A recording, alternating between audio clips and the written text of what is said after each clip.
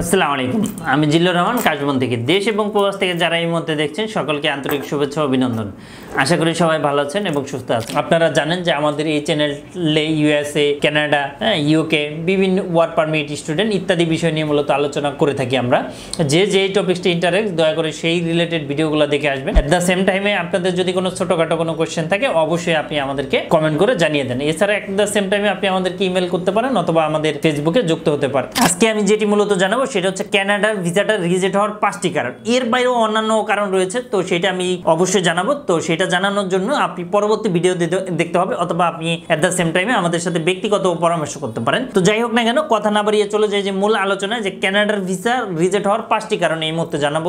যে 5টি কারণ, এর বাইরেও অন্যান্য কারণ রয়েছে। প্রথমত নাম্বার 1 হচ্ছে ফাইন্যান্সিয়াল ডকুমেন্ট, অর্থাৎ আপনার ব্যাংকে কত টাকা আছে অথবা আপনি আর এফডিআর কত টাকা আছে অথবা আপনার যে আর্থিক যেটা ফাইন্যান্সিয়াল ডকুমেন্ট, ব্যাংক ব্যালেন্স, হ্যাঁ এটা কি ধরনের রয়েছে, কত টাকা রয়েছে, এটা একটা বিষয়। নাম্বার 2 পয়েন্ট যেটা হচ্ছে প্রপার্টি ভ্যালুয়েশন, অর্থাৎ আপনার প্রপার্টি বা জায়গা জমি। আপনি জানেন যে কানাডা ভিসা জমা দেওয়ার জন্য একটা প্রপার্টি প্রয়োজন হয়, অর্থাৎ আমার সম্পত্তি কীরকম রয়েছে এবং আমি কানাডা গিয়ে বাংলাদেশে ফেরত আসবো কি আসবো না, এইটা প্রুফের জন্য হচ্ছে প্রপার্টি ডকুমেন্ট প্রয়োজন আর কি। তো এই প্রপার্টি ডকুমেন্ট সঠিকভাবে হতে হবে এবং ভ্যালুয়েশন প্রপারলি হতে হবে। এবং ভ্যালুয়েশন যেটা বেশি, সবচেয়ে বেশি, ধরেন আমার 3টা জমি বা আমার 5টা জমি, আমার 10টা জমি, তো এটা হচ্ছে কোনোটা 2 লাখ টাকাতে কিনা, কোনোটা 3 লাখ। আপনি কি দেশ এবং দেশের বাইরে প্রোডাক্ট পাঠাতে চাচ্ছেন? আত্মীয় স্বজন, বন্ধু বান্ধব বিদেশে রয়েছে, তাদের কাছে আপনি উপহার, গিফট অথবা কলেজ, ইউনিভার্সিটির জন্য ডকুমেন্ট পাঠাতে চান, কোনো ভালো কোনো কুরিয়ার সার্ভিস খুঁজে পাচ্ছেন না, অবশ্যই আমাদের সাথে যোগাযোগ করুন। আমরা 3 থেকে 5 দিনের মধ্যে আপনার প্রোডাক্টটা পাঠিয়ে দিব। কোনোটা 5 লাখ, কোনোটা এর বেশি, তো সবচেয়ে বেশি যেটা সেটা অবশ্যই আপনারা দিবেন।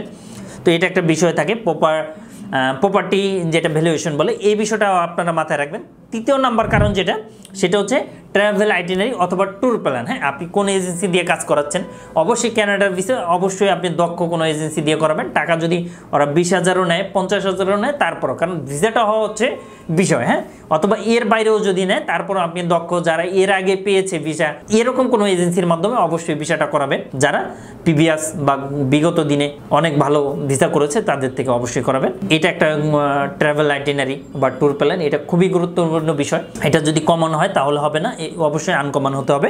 এবং 4 নাম্বার যেটা কারণ, সেটা হচ্ছে আপনি প্রিভিয়াস হিস্টোরি। 4 নাম্বার কারণ যেটা প্রিভিয়াস হিস্টোরি, অর্থাৎ আপনি এর আগে কোন কোন দেশে গিয়েছেন, কয়টা দেশ গিয়েছেন এবং আপনি গিয়ে কোনো ওভার স্টে হয়েছেন কিনা অথবা ভিসা আবার মেয়াদ বাড়িয়েছেন কিনা, এটিও একটা বিষয় থাকে, ঠিক আছে। এবং আরও একটি বিষয় হচ্ছে আপনার ফাইল প্রসেসিং, যেটা একটু আগে বলেছিলাম যে আসলে ফাইল প্রসেসিংটাও একটা বিষয় থাকে, যে কিভাবে করতেছেন, প্রপার ডকুমেন্ট দিচ্ছেন কিনা, কি আসবে বিষয়, কিভাবে ট্যুর প্ল্যানটা সাজাচ্ছে, এরকম একটা বিষয় রয়েছে। তো এর বাইরেও অনেক অসংখ্য কারণ রয়েছে, তো সেটাও অবশ্যই আমরা জানাবো। তো এছাড়াও যাদের ছোটোখাটো কমেন্ট আছে এবং যাদের কোনো ধরনের কোনো কোশ্চেন আছে, অবশ্যই আমাদেরকে কমেন্ট করে জানান, আশা করি আমরা অ্যান্সার দিব। এছাড়াও আমাদের সাথে ব্যক্তিগত পরামর্শ নিতে পারেন এবং আশা করি আপনারা অবশ্যই বেনিফিটেড হবে। তো আজ এই পর্যন্ত, আবারও দেখা হবে, আবারও কথা হবে ইনশাআল্লাহ। আসসালামু আলাইকুম।